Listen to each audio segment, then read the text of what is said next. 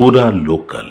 నమస్తే, welcome to పురా local. ప్రస్తుతం మనం గాంధీ భవన్లో కాంగ్రెస్ పార్టీ యువజన నాయకులు అధికార ప్రతినిధి రాజ్ కుమార్ తోటి ఉన్నాము. తెలంగాణ రాష్ట్ర ముఖ్యమంత్రి రేవంత్ రెడ్డి ఒక చిల్లరగాడు అని కేటీఆర్ వ్యాఖ్యలు చేయడం జరిగింది.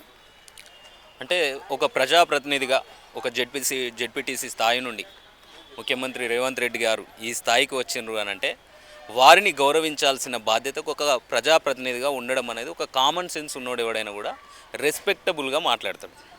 ఈ యొక్క కల్వకుంట్ల తారక రామారావు అధికారం పోయిన ఫ్రస్ట్రేషన్లో నోటికి ఏదొస్తే అది ఇష్టం వచ్చినట్టు మాట్లాడడం అనేది తెలంగాణ రాష్ట్ర ప్రజలు గమనిస్తున్నారు. మేము ఒకటే, కల్వకుంట్ల తారక రామారావు గారిని మేము కూడా కల్వకుంట్ల తారక రామారావు ఈ కేటీఆర్ అంటూ ఒక హౌలేగాడు, చూతేగాడు, బడిమేగాడు, హౌలే దేనికి పనికిరాని ఒక హౌలేగాడు అన్నట్టుగా మేము కూడా మాట్లాడతాం. కానీ మా కాంగ్రెస్ పార్టీకి సభ్యత సంస్కారం అనేది ఒకటి ఉంది. ఆయన ఒక 10 ఏళ్ళు ఈ రాష్ట్రానికి మంత్రిగా పనిచేసిండ్రు. ప్రస్తుతం ఒక ప్రతిపక్ష నాయకుడు కొనసాగుతున్నారు. కాబట్టి మేము ప్రతిపక్ష నాయకుడుగానే కేటీఆర్ గారిని గౌరవిస్తాం.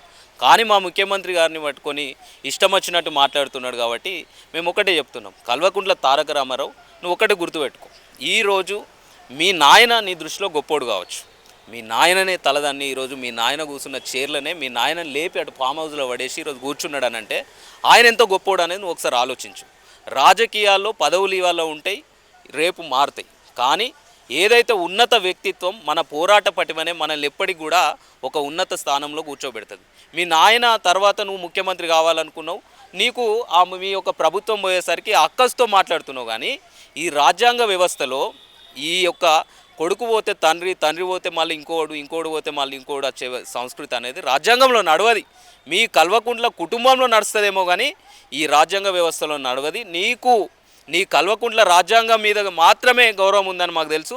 కానీ భారత రాజ్యాంగం మీద గౌరవం పెంచుకో. ఎప్పుడు పెంచుకుంటేనే నీ నోట్లోకి వెళ్ళి ఇటువంటి మాటలు రావు. లేకపోతే ఇటువంటి చిల్లర భాష నువ్వు మాట్లాడితే మీకు ఏ విధంగా చిల్లర భాషను మాట్లాడి నిన్ను తిప్పికొట్టడం మా కాంగ్రెస్ పార్టీ కార్యకర్తలకు, మా నాయకులకు మాకు తెలుసు. నువ్వు ఇంకొకసారి ఇటువంటి భాష మాట్లాడినావు అనుకో, ఇంకా నిన్ను ఒక మనిషి లెక్కలు కూడా చూడం. ఇప్పుడు మేము మా యొక్క కాంగ్రెస్ పార్టీ నాయకులమంతా కూడా నిన్ను ఒక రాజకీయ నాయకుల లెక్కలు మేము చూడం, ఒక పొరంబోగాన్ లెక్కలనే చూస్తాం. ఎందుకంటే నీ మాటలు అట్లుంటాయి, నీ వ్యవహార శైలి అట్లుంటుంది, నీ వస్త్రాధరణ అట్లుంటుంది, నీ హావభావాలు అట్లుంటాయి.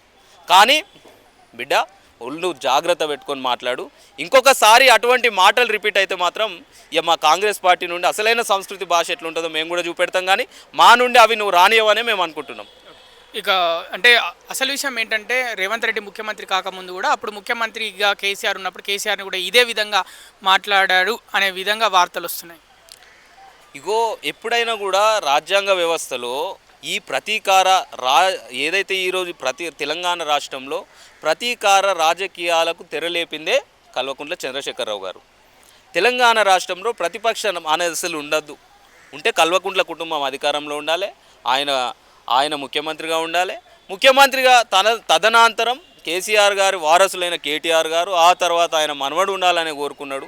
అందుకని తెలంగాణ రాష్ట్రంలో ధర్నా చౌక్ ఎత్తేసిండు. తెలంగాణ రాష్ట్రంలో ఉద్యోగాలు ఇస్తాను, ఉద్యోగాలు ఇవ్వలేదు.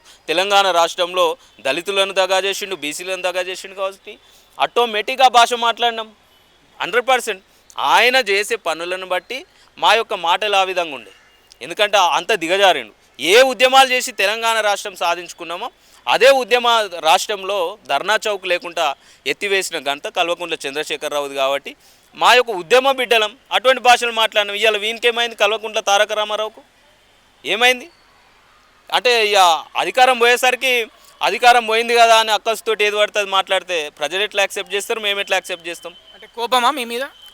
కోపమే ఉన్నది. మా మీద ఎందుకు కోపం అని అంటే అధికారాన్ని గుంజుకున్నాం, మేము గుంజుకోలేదు. కల్వకుంట్ల తారక రామారావు, నీ యొక్క అధికారం, నీ యొక్క గాలిని పంక్చర్ చేసింది తెలంగాణ రాష్ట్ర ప్రజలు.